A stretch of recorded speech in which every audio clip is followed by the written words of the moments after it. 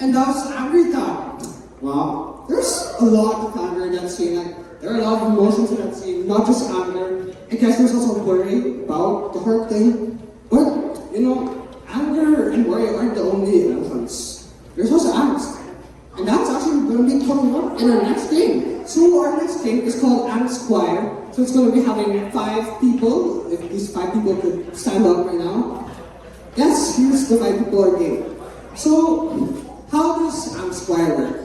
Basically, there will be 4 people. They're all going to be in some place, doing their own respective scenes, doing their own respective lives, and all of them are angst about something. And they're ranting about that thing. And they're letting you guys hear that rant.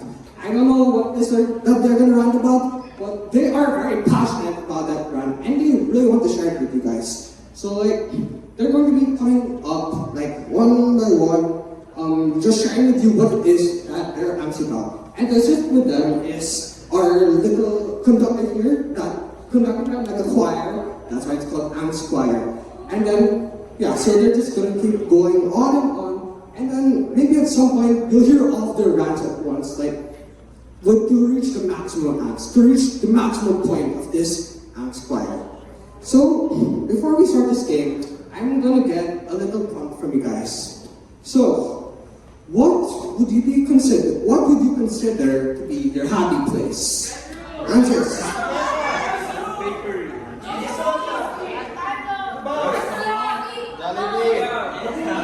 One more answers.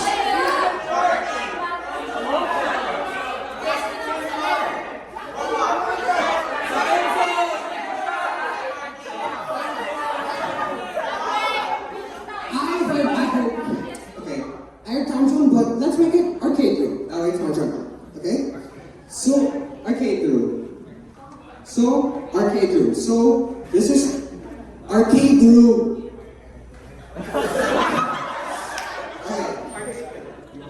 Arcade room. Arcade, not arcade. Arcade, there. Okay, so this is going to be Angst Choir. This is going to be Angst Choir with arcade.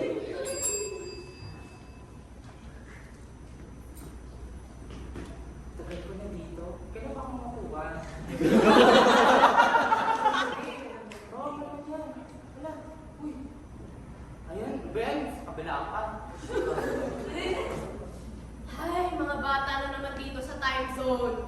Dinadaya nyo lang naman yung basketball. Okay, so tinext kami ni Ma'am na asynchronous. Kaya pwede ako mag-arcade. Sige. Teka, ay di ko nabasa yung GC. May pasok pala. Oh my gosh, kailangan ko bumalik.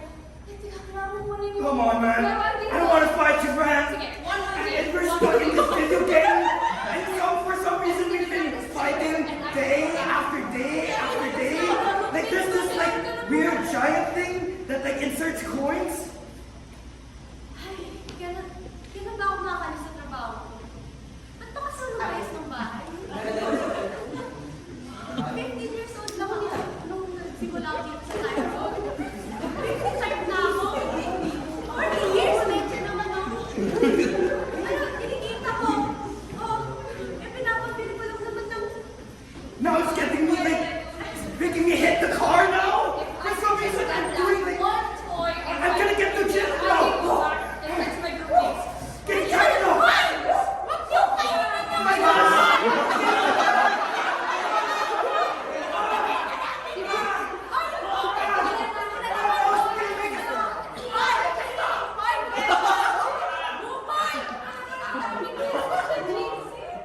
Ba't ko ba kasi pinag yung class? Ano ba naman? Sige na nga, ulit ko na nga lang. Okay, 50 tickets. Let's go! Dahil parang fidget toy lang pala yung katumbas sa